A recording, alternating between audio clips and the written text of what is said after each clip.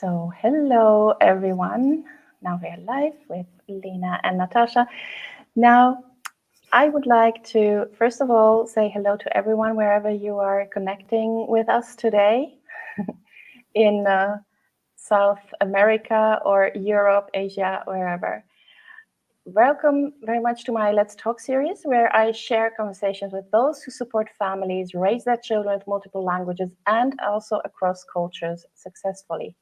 Now, before we dive into today's topic, if you follow us live, please share your questions in the comment section so that we can answer them directly. But now I'm very happy and honored to have Natasha Winnard and Lena Lee with me today to talk about how to support the mental health of internationally mobile children. Let me briefly, very shortly introduce Natasha and Lena. Natasha Winnard is an international youth empowerment consultant and international educator with more than 25 years of experience working with children, young people, families, and educators in Europe, Asia, Africa, and South America. She's a college, university, and future pathways counselor, mentor, and she provides holistic, personalized guidance for young people and their families looking for support in the world of international education at Natasha Winnard Consultancy. And Lena Lee was born in South Korea, but grew up moving countries every 3 years. As a third culture kid, she has lived in Seoul, Paris, Oslo, Kuala Lumpur, and New Jersey. And after studying human sciences at Oxford University, Lena has been working in finance, and Girl Uprooted is her first book. She lives in London, a place that she now calls home-ish. So let's dive into the topic of today. Let's say the top tips to support the mental health of internationally mobile children. Now, instead of asking questions today, I'd like us to discuss about a few aspects related to today's topic. And let us start with one point, a discussion point, that is that children are not infinitely adaptable. So please, Lena, share with us your insights about this. Yeah, sure. Well, thanks for having me, Uta. It's great to be here with you and Natasha. I wanted to start here with children are not infinitely adaptable because moving is often considered one of the most stressful life events for adults. So it's usually put up there with things like bereavement, divorce, a major illness. And this is talking about, I believe, just moving house, not even moving country. So you can imagine, I'm sure you both are very familiar, what it might be like for moving countries. However, when it comes to children, people often say they're only little, it's fine, they'll adapt so easily, they'll make friends so easily. And I guess the message, one of the main messages I want to get across today and also in my book is maybe it's time we question this assumption. Is this really true? Is it really easy for children? Yeah, probably it's easier for them to pick up a language, faster than an adult, but does that mean, it's easy for them? So in my case, as you mentioned, I moved countries every 3 years growing up. So just very quickly for background, I was born in Korea, but when I was 2, I moved to the US. At 5, back to Korea, 8 to Malaysia, 11 to the US, 14 back to Korea, and then 17 to France. And then I came to the UK for university, and then have mostly been here as an adult. But obviously, every time I moved, everything changed for me except for my nuclear family, which is my mom, dad, and brother. So my house changed, my school changed, my friends changed. But since we were moving country, it was the food, culture, language, climate, everything. And, relevant to our discussion today, in my case, with most moves, the language of education changed and the school curriculum changed as well. And the point I guess I want to make is all of this most definitely took a toll on my mental health. So please don't assume that, children can be easily adapted this way and that again and again. Moving does take a toll and every child has their limit. And the other thing I really want to stress is that even if the children appear okay as children, it could have a lasting impact into their adulthood, which was definitely the case for me. And, personally, I would say I felt the consequences, most strongly when I stopped moving around and stopped following my parents around the world. And I was an adult now, free to live kind of where I wanted in theory. But, it's when you start questioning, having those questions about your identity, belonging, who you are, where you belong, all that stuff. It wasn't easy. Mm-hmm. Yeah, I'd like to follow on from that last point, Lena. In my work, I am finding that TCKs can be particularly vulnerable at that post-school stage. Everything in their life is changing again. And, young people haven't got their normal support networks. They're often navigating a new culture and accents again.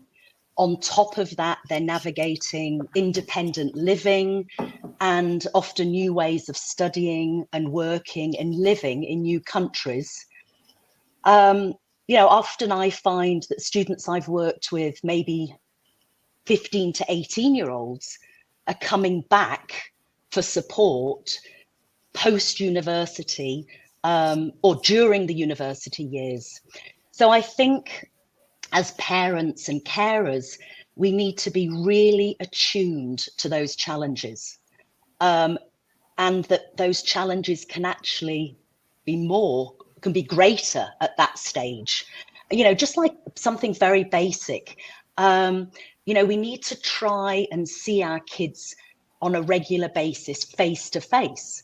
Now, obviously, if we're globally mobile, if your child is in the US at university and you're in Bahrain, that isn't possible. But it is possible to have a face-to-face contact rather than just messaging, because we're relying a lot on messaging.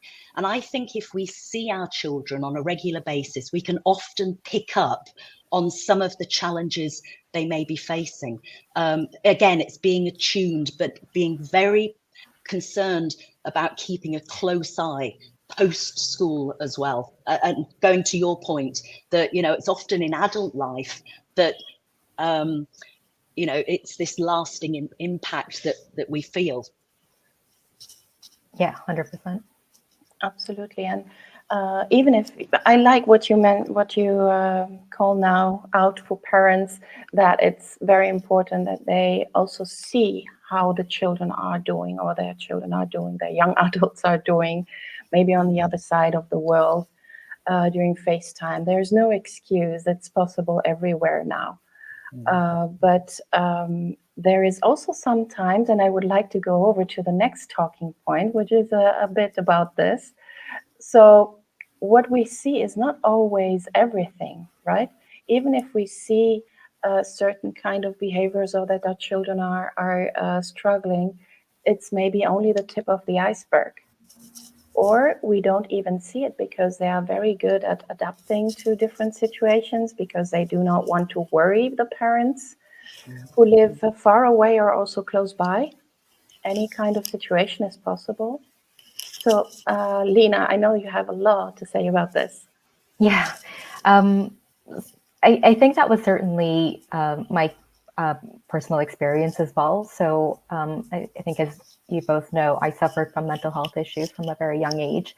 And definitely, I don't want to go into too much detail about me because it's not about that. But, I've spoken openly about the fact that I had my first suicidal thoughts at the age of 10. And then I was already binge drinking alcohol to oblivion when I was 13. I had bulimia in high school, and then I was very depressed in high school, and at times at university, and then into my 20s.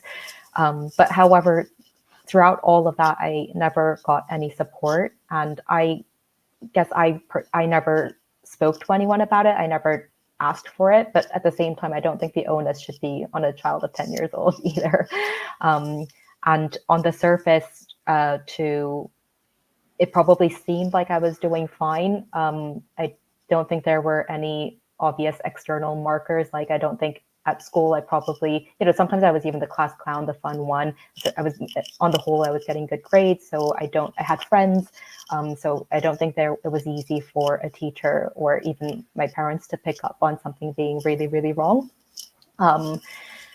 So, and even I guess later in high school, when I went to this Korean boarding school, I was struggling. There were obvious signs I was struggling. Like my grades were very bad. I was misbehaving, so I was getting suspended all the time. I think it was perceived as just, like just routine teenage rebellion. It's what teenagers do, rather than there being something, rather than that I was going through something, and maybe suffering, maybe needed a bit of support or anything like that. It was more seen as something that requires punishment, or how do we discipline this child?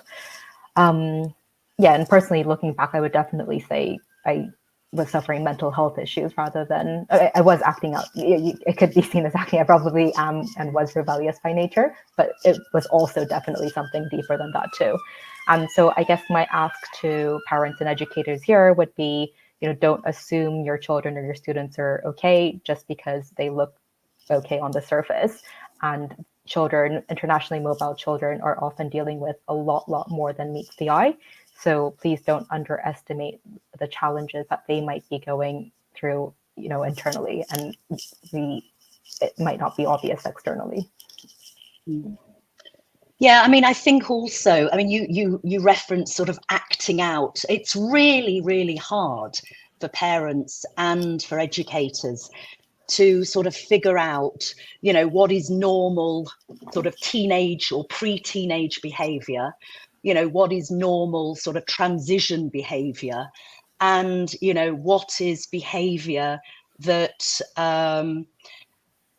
perhaps needs a little bit of extra support, whether that's professional therapeutic support. And what I would really encourage parents and carers to do is, to reach out to friends, to family members, to specialists, and, just talk, say, look, this is the behavior that I've been observing. Is this normal? Often just by talking through behaviors that you're observing that might be seeming to be slightly, out of the ordinary, or just acting out, sometimes by having those conversations, you gain clarity on the behavior. And it might be that you think, yes, this is something that we need to explore a little bit more. I'm only thinking to yesterday, I was having a conversation with a father who reached out because he was observing some behaviors that were a little bit out of the norm. And, at the end of a 1 hour conversation, we were able to identify that clearly this child was experiencing lots of things that perhaps as a parent he hadn't seen. Now, he's a wonderful father and, he's very engaged. But sometimes it takes somebody on the outside to say, actually, this is happening. Oh, yes, maybe we need some support here. And I think if you do get to the stage where you need some professional support, maybe therapeutic support, or, an educator's support or whatever, it's really important with globally mobile families that you're reaching out to somebody who has a knowledge of that world, and who understand the challenges that globally mobile children have. But it is important to share those concerns as a parent or a carer, even if it's just something minor. And at the end of the conversation, you figure out, actually, no, this is normal behavior. But having those conversations is key. Yes, and sometimes maybe as parents, as you said, we are too close to our children. We observe them every day and we think, oh, it's going to go over. It's just a phase. It's a typical teenage behavior. It's something that always triggers something in me, because I say, well, but your child is not a typical teenage. It's your child. So you might know better, and you have this feeling there's something going on, but you don't know exactly what the next steps can be. Shall I wait? Shall I take action? If I take action, will my child be okay with me taking action for my child? And I would also say that parents in that situation need help themselves, right? I always found this, I found myself in a similar situation, and I found that I wanted to get help for me in order to know how to help my child first, right? Because maybe my child is not ready to have help from a third person, or maybe it's not available where I am, in the phase I am, in the place I'm living, in the language my child needs it. It's also something, right? Because when you live abroad, maybe there is not a therapist or a person that you trust that can approach your child and help you and your child in the language that you need it. But so I always say, well, when we parents have this gut feeling there's something going on, to not brush it away and say, oh, that's just normal, and I just have to get used to the fact that my child is growing up, is going to have a change maybe in behavior of any kind that is part of growing up, of developing. I like what you just mentioned, Natasha, that it's really good to reach out for help. But I also know in some cultures, parents are not used to reach out for help that is not family or not the partner or friends. So that is a big one. Can I just add as well? Sorry. Yes. And linking back to the first one, if the parent's working assumption is that moving countries is not difficult, then even if there are problematic behaviors in your child, it might not even occur to you that, oh, maybe this has something to do with all the moving around, because moving is not difficult, right? So I think just having that awareness to even, it can come out to be able to make that link, I think, is important. Yeah. And I think also as parents, what we tend to do is we almost normalize the challenges.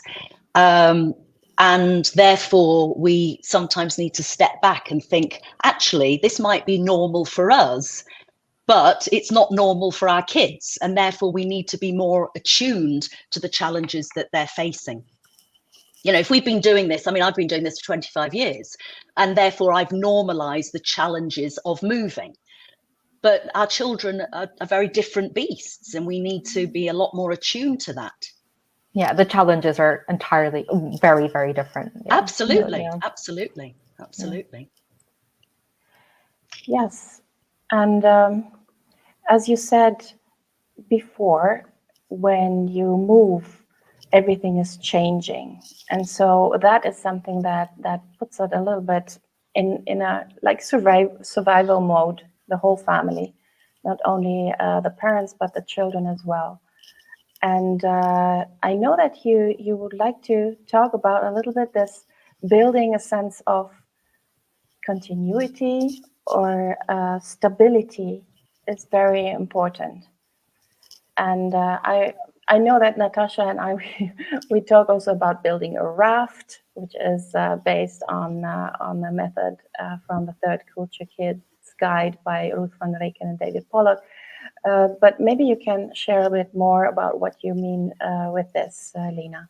Yeah, sure. So I think when we talk about global mobility, a lot of the advice goes around how can we build flexibility, how can we build more adaptability, be more resilient, and all of that, which is obviously important. And also about, when you move countries, you need to immerse yourself in that country, embrace the host country's culture, language, all of that. And I think that's great advice. Like, certainly if you're moving to a country, you should try to learn the language, eat the food, meet the local people, all of that. It's all great advice.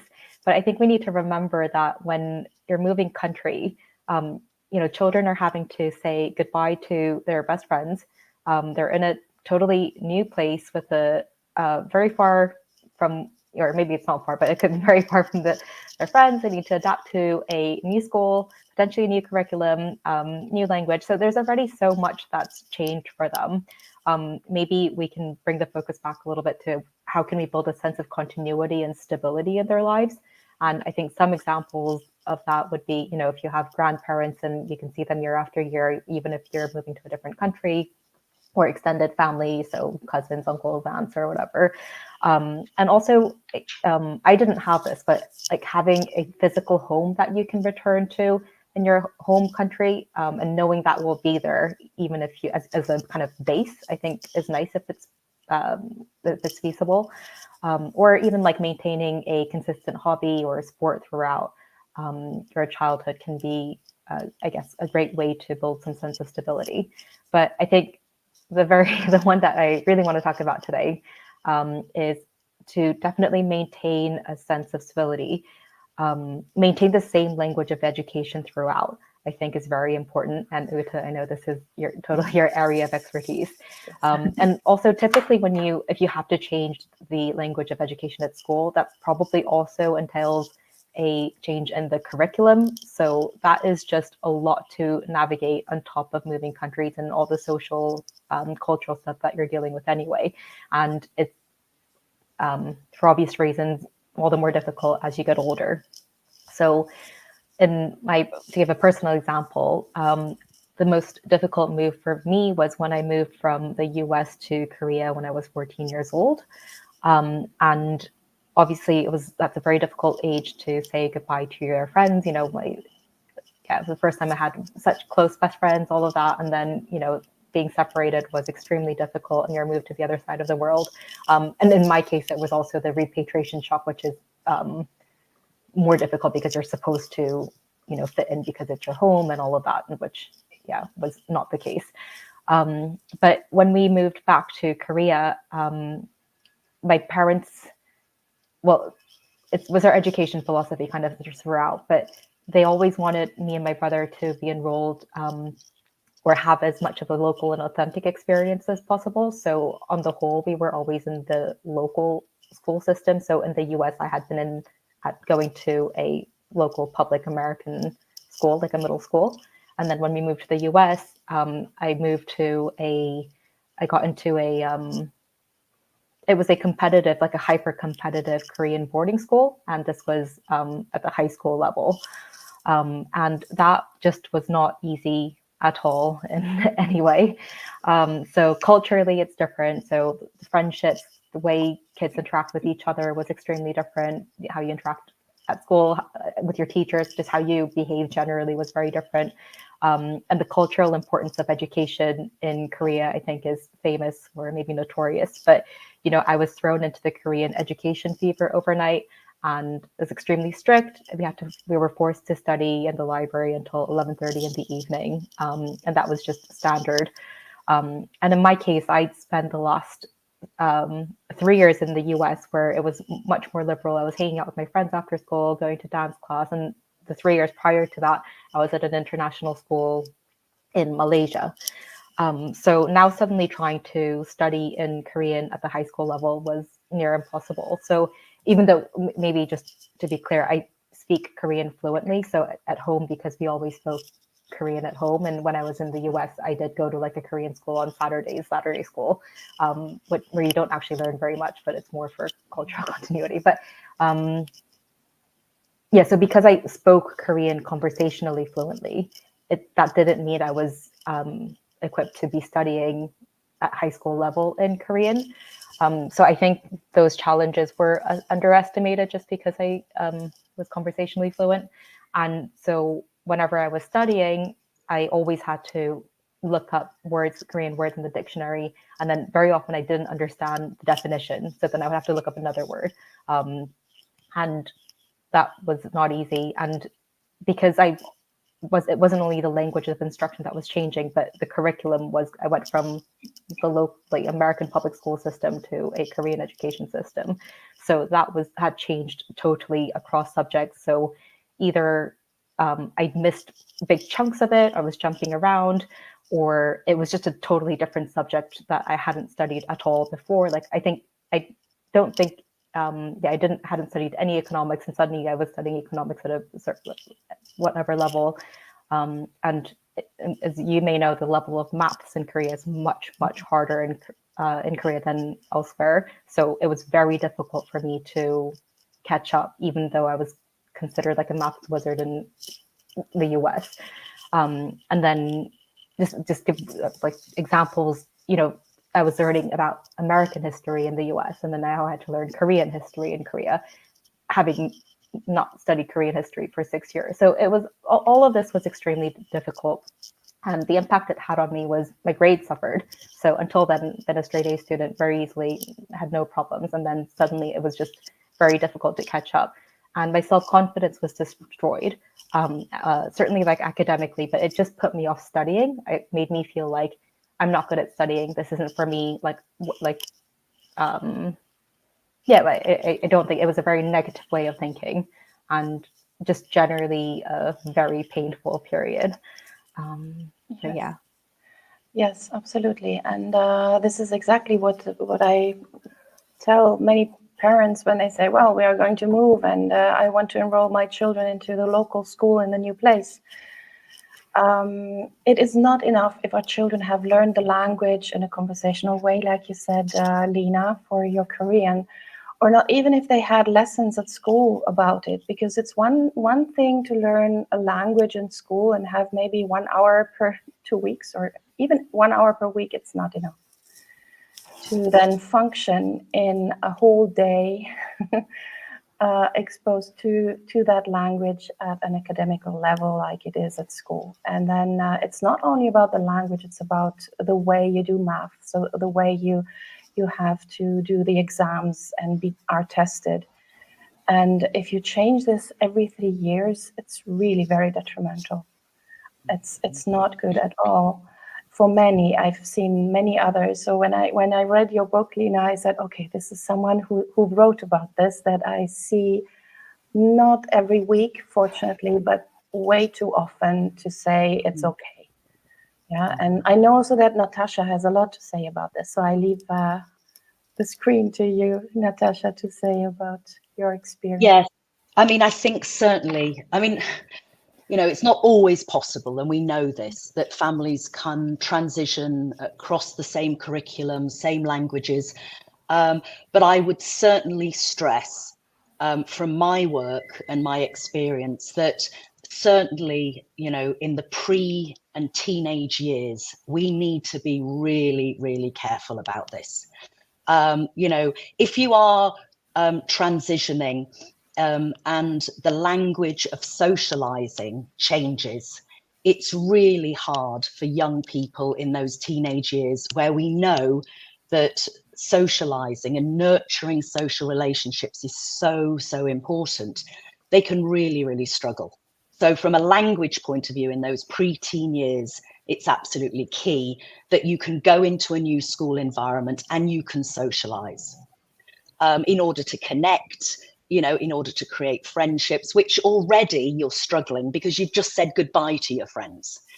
But as far as curriculum, I mean, Lena, your experience to some degree was quite extreme, from obviously middle school in the US to a Korean system.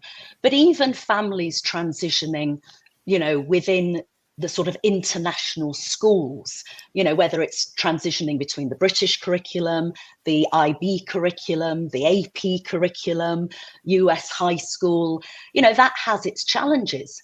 These systems have very different learning styles. Some children will be in a learning environment that is very, very teacher focused, and, it's focused on percentage grades, and you can then transition into a different curriculum model that it's very student centered, very inquiry based learning, that some children haven't got the skills to access that. And, it's criterion based referencing as far as assessment. And that's really hard to navigate, even if everything else in your life isn't changing. And, you can go from being, the kid in a system where you've learned how to perform well and you're getting the 90% plus. And then all of a sudden you transition into a different school system at a time when grades are important to you because you're starting to think about possibly high school or possibly university or college. And, all of a sudden you go from getting the A's, whether that's percentage rated or whether it's criterion based, to all of a sudden getting the C's. And that's at a time when you have got possibly an idea of where you want to go for college. And all of a sudden, there's this massive knock to your self-confidence and your belief in yourself. I mean, for you, Lena, to be in Korea and think that you couldn't possibly access Oxford is madness. But clearly that happened because it knocked your confidence seriously at a stage that was key.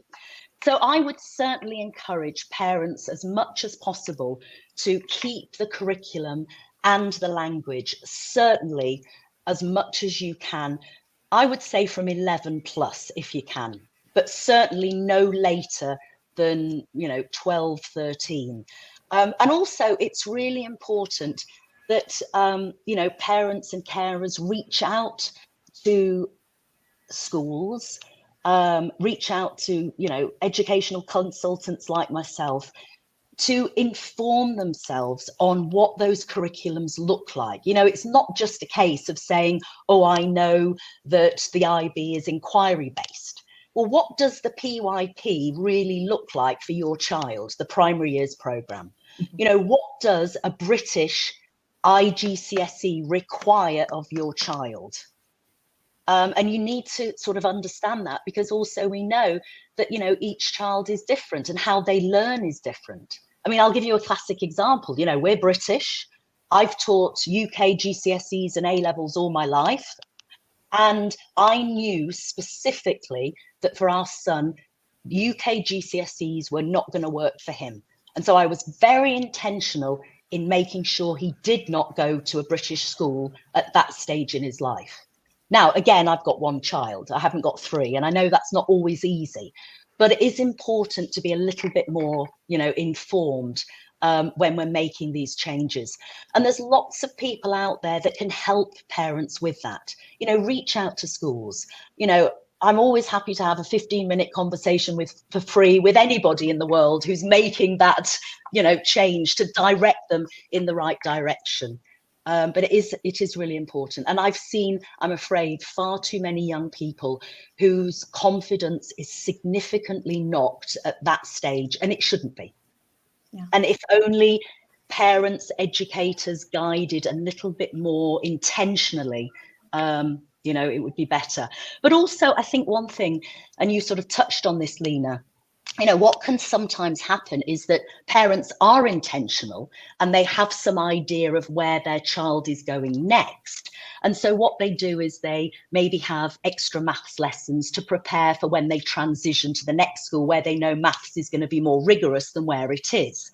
Or they have extra language lessons because they know that they're going to go back into a language system that they're not doing now. But one thing also we need to be really careful of is overloading our kids. I mean, I see kids that are doing, heavy school curriculums, extracurricular activities, and they're managing all the challenges of globally mobile life anyway. And they're having extra tutoring in several subjects to prepare them for the next stage. And our kids just can't cope with that. Some can, but the majority can't. And we need to be really careful from a mental health point of view. Are our kids sleeping enough? Do they have enough time with friends? Are they, eating well? Do they know how to relax? Many of our kids don't, and they need help with that. Yeah, absolutely. And I would like to stress also, you were saying the parents should be aware of this, but also many educators and people who work in these schools who welcome these children with a history in other schools and school curricula and school languages. Yeah, absolutely. Because not everyone is aware of what these children are going through. And maybe they look at their grades, they say, oh, perfect grades, fine, you're going to be fine here. And you had also, in your case, it was Korean, in others it's English or French or whatever. And they say, yeah, you had some education or you had some lessons in this language, you will be fine. But what do they actually have as support for these children to transition between the languages and the curricula? Yeah. It is often only something about 2 months, maybe 6 months, and then they have to have caught up, with the rest of the class. And if this is not happening, maybe they have to repeat the year. And you know what this does with a young, bright mind and person and the whole family. I mean, all of us, parents, educators, we need to be doing, a better job. I mean, I think there's some great work going on in schools. I think there's some great parents that are doing wonderful work. But I think collectively, we need to be a lot more in tuned to the challenges. And I think Lena's given us, I mean, when I read your book, Lena, for me, it was, yes, this is exactly what we're seeing. And we need to be more intentional here in addressing some of these issues at the school level and at the parent level. Yes, and we should do much more of the listening, right? The importance of the listening. And I know that you have also highlighted it in your book and also in the interviews that you gave afterwards. And I would like you to share a bit more about this. It's not just listening and saying, okay, fine, but maybe reading the air or reading in between the lines. Yeah, it's kind of, it's like bittersweet talking to you guys in a way that it's so you guys just emphasizing how much, just understanding the challenges and, kind of having that. And then, sorry, I'm just kind of rambling, but it's just because I think I struggled with this myself growing up because I felt like my parents didn't really listen to me. And, when you're older and in your teenagers, like when I was talking about struggling at my Korean high school, what makes it all the more painful is that I did at the time try to tell my mom that it wasn't working for me, besides the obvious external factors, such as bad poor grades or getting suspended or all of that. I did tell her many times, but I think she wanted to hear what she wanted to hear and see what she wanted to see. But actually, kind of self-reassurance, it's fine, you're doing great. But it's, I kind of said, I am not doing great, but you're hearing, no, you're doing fine, or is that what you're telling me? And I think that's really difficult because when that kind of thing happens, it obviously is going to put a child off future conversations with a parent and you get closed off.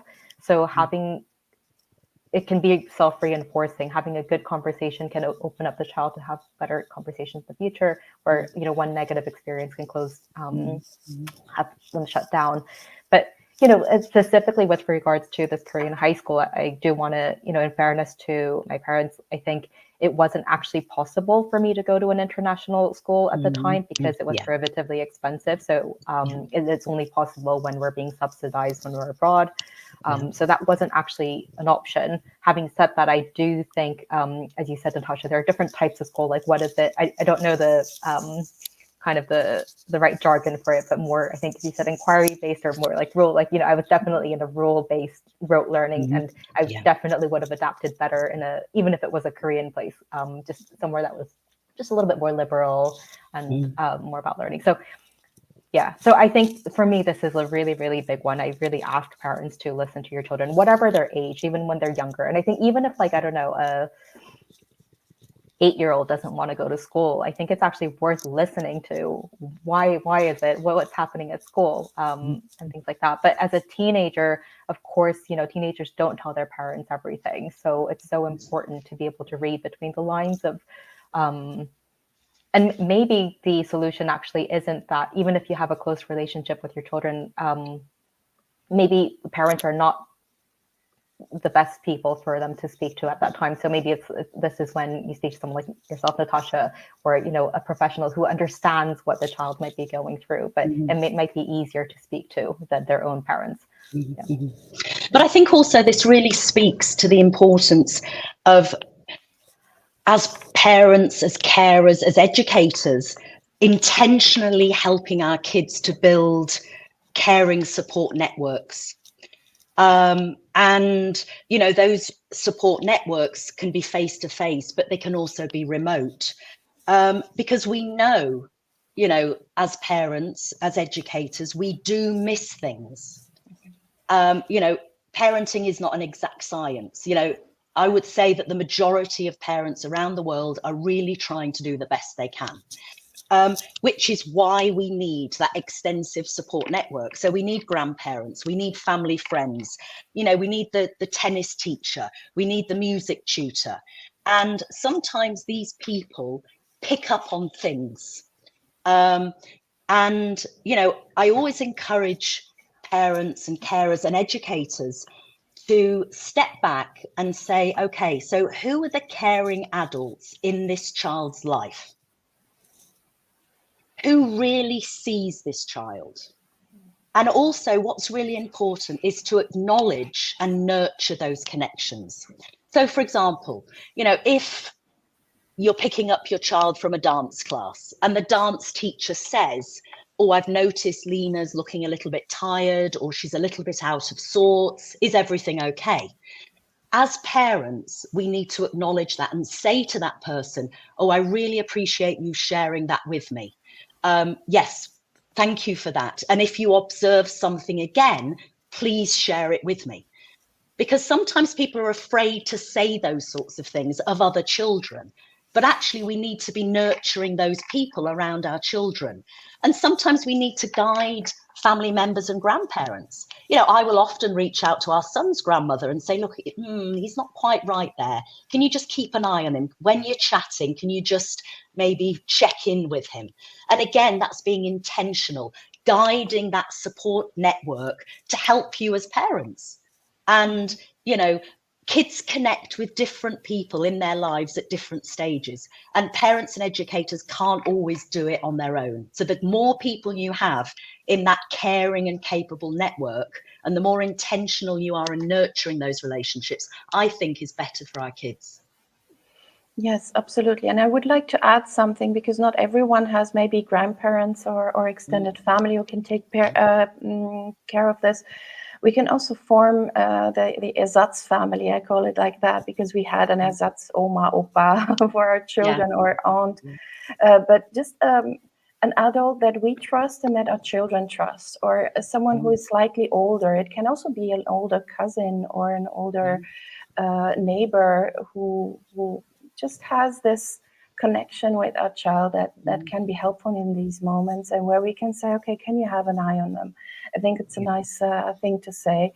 I'm worried, or I feel there is something going on, but maybe I'm not the right person. And very often we parents are not the right person in that given moment to be addressing this kind of topics.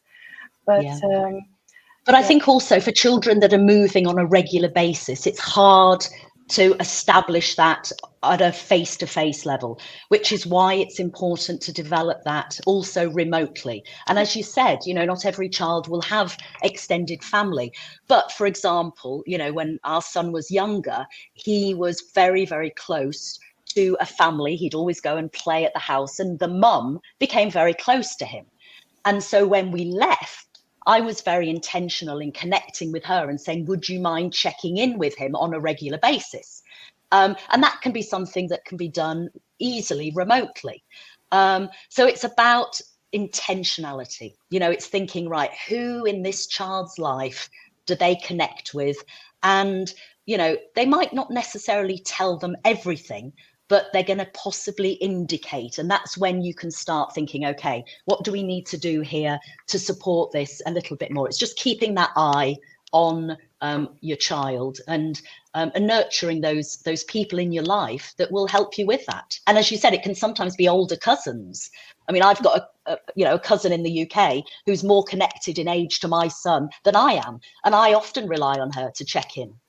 Yeah.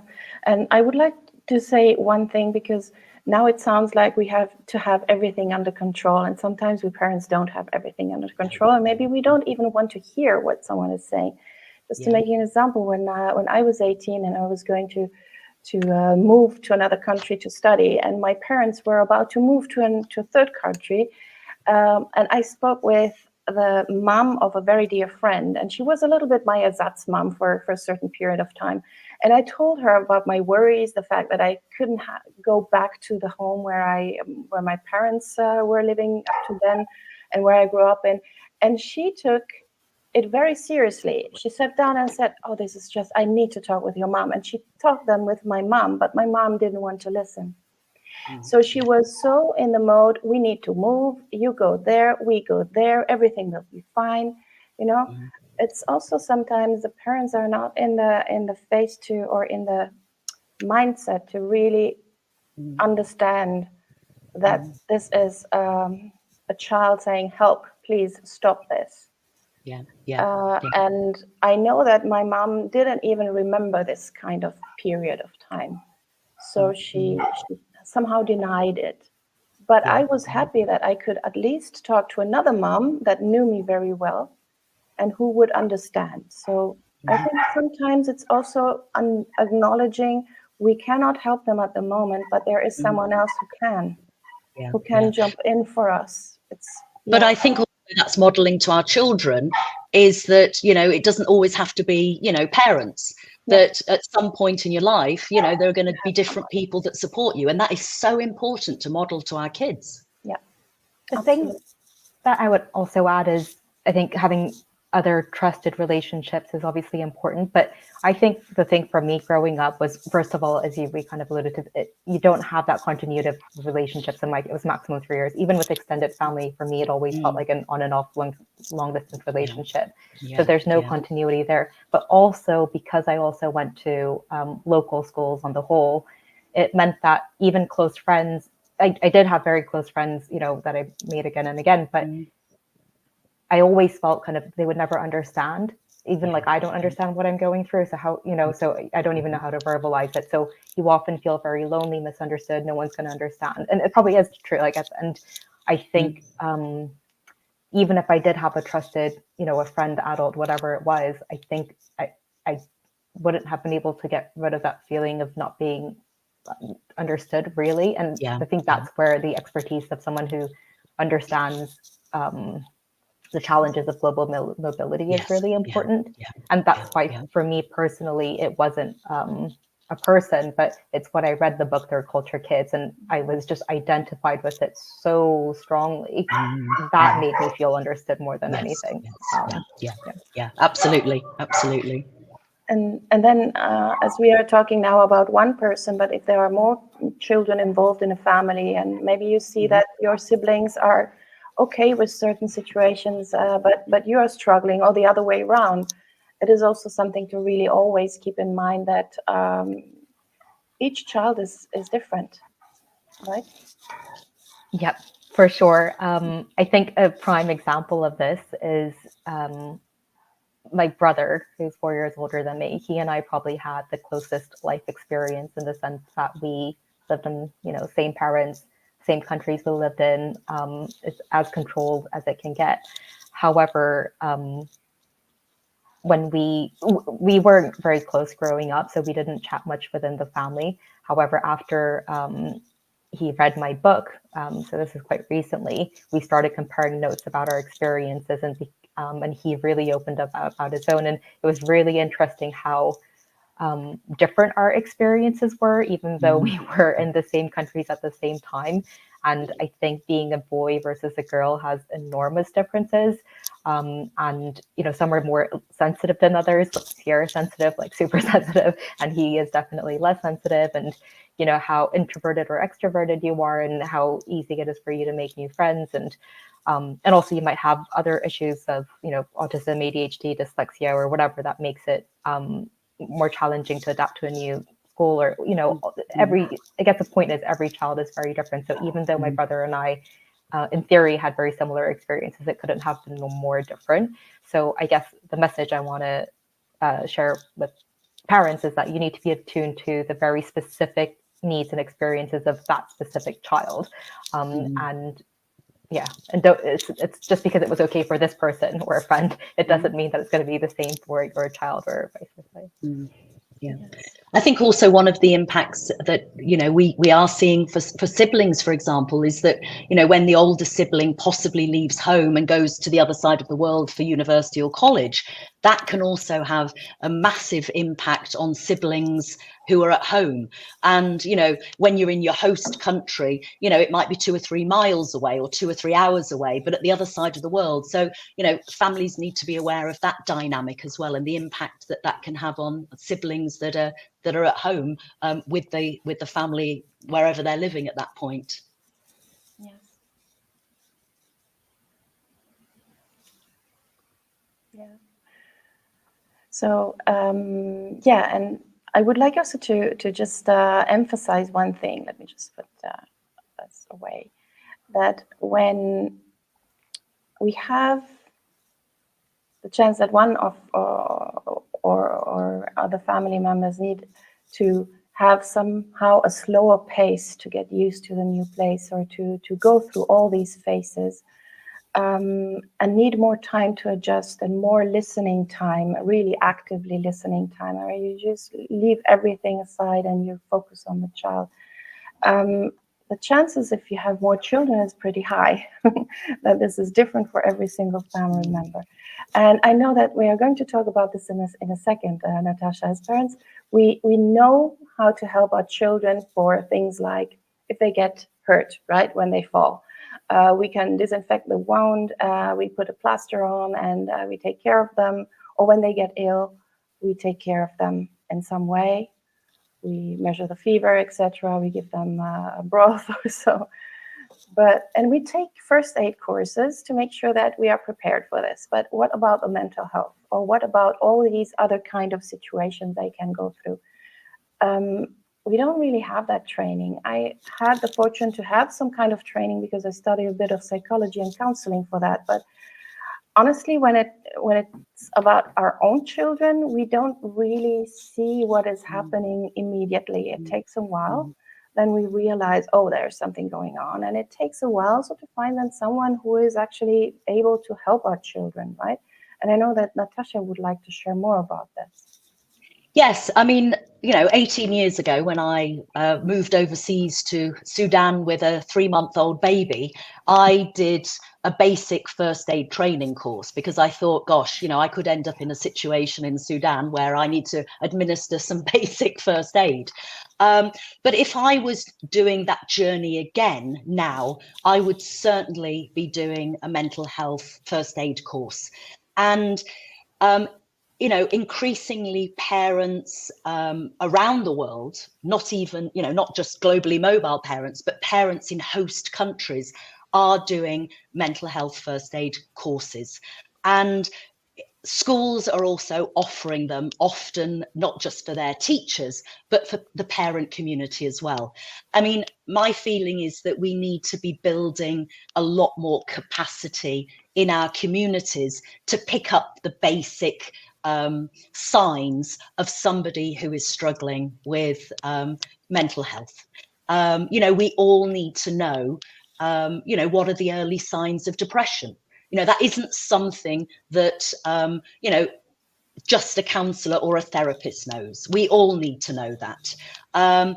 Because we know, from all the data sets from pretty much every country around the world, that our young people, are struggling more than they have done. And the more we can do as parents to educate ourselves, to pick up those early signs and then say, oh, yes, there's something there that may be indicating the early signs of depression, may be indicating the early signs of anxiety. Then you're in a position to reach out maybe to a doctor, a therapist, a specialist, whatever. Now, I think, Uti, we've got a link to go into the comments of an example of a mental health first aid course that's available internationally, but also increasingly in our countries around the world, there are mental health first aid courses that are being offered, like your traditional basic first aid course. And I would really, really encourage parents to look at that. Build your capacity as a parent. And I know in schools, we're building capacity as well. Our classroom teachers are taking basic mental health courses so that they can be picking up the signs as well. Yeah, absolutely. That's very important. Yes, I've just shared the link that you gave me in the comments, so people who are following us now can have a look at it, and those who are watching the recordings as well. It will be in the description later on. So, but also I just encourage people to reach out to their schools, because many schools will be offering this, and it might be worth, if you're a parent, you could reach out to your school and say, is there the option for a mental health first aid course? The chances are schools in their countries know of local facilitators. So even if the school isn't offering it, you as a group of parents could get together and organize it yourselves. Yeah, absolutely. Yes, and I would like now to close maybe with something more practical, right? So how to actually seek the resources to do this actively. Yeah, so I guess to recap, I faced a lot of challenges growing up so internationally and having to move so frequently, and suffered mental health consequences as a result. And for me, writing my book was how I processed my experiences, and it felt very therapeutic and validating to do that. But when I shared it with when I shared my book with my mom, it was the first time she was really seeing what I was really going through throughout my childhood and later as well. And obviously it was not an easy read for her. And after she read it, she kept apologizing to me that she had no idea what I was going through and quite how difficult it was. And she wished she'd known better. And, I say this with so much love for my mom because she poured so much love into me, and I love her dearly. And she was always doing her best with the best of intentions. And it's not like she didn't do research schools for me or anything like that. But I can't help but think, how my upbringing and even my life now could be different had she been more informed of the challenges of international mobility for children. And so I can't stress this enough for parents and educators. Please go and seek out resources, because there are so many more resources available today than certainly when and I was growing up. So obviously, being here is great. So definitely check out other YouTube shows from Ute and and Natasha services, books, podcasts, blogs, all of it. As I mentioned, for me, the book Third Culture Kids was a huge epiphany, and I strongly recommend it to anyone who's moving around. But please do seek resources, and so you don't regret it, and your children don't regret it later. Yes, absolutely. Thank you very, very much, Lena and Natasha. I see that it's almost an hour later, so we had the opportunity to talk about this very much in detail. Thank you so very much for taking the time to share these very important, I would say, vital insights about our children's mental health and about what we can do and what to watch out for, and also maybe to know mainly that we are not alone, and knowing this helps a lot. At least it helped me, to know I'm not the only one struggling with certain things. I can ask people. Maybe it's not the first person that will help me, but maybe the second, the third, the fourth, the fifth. Keep on looking for it. And if you have questions about this, please don't hesitate to reach out to Lena, Natasha, or myself. We're happy to direct you towards someone who can support you in the country where you are, and also in the language that you prefer. I think that is also very important, as you know. Yeah. So, and for everyone who has been following us, thank you very much for following us. I see there are no questions at the moment, but please continue the conversations in the comments. I'm sure that usually when I finish watching something like what we just shared here, my best questions come when it's over. So please ask the questions afterwards. We continue the conversations there. And thank you very, very much, Lena and Natasha, again for this amazing chat that we had. Thank you so much. Thanks so much for having us. Absolutely, Uti. Thank you for facilitating that. Thank you. Okay.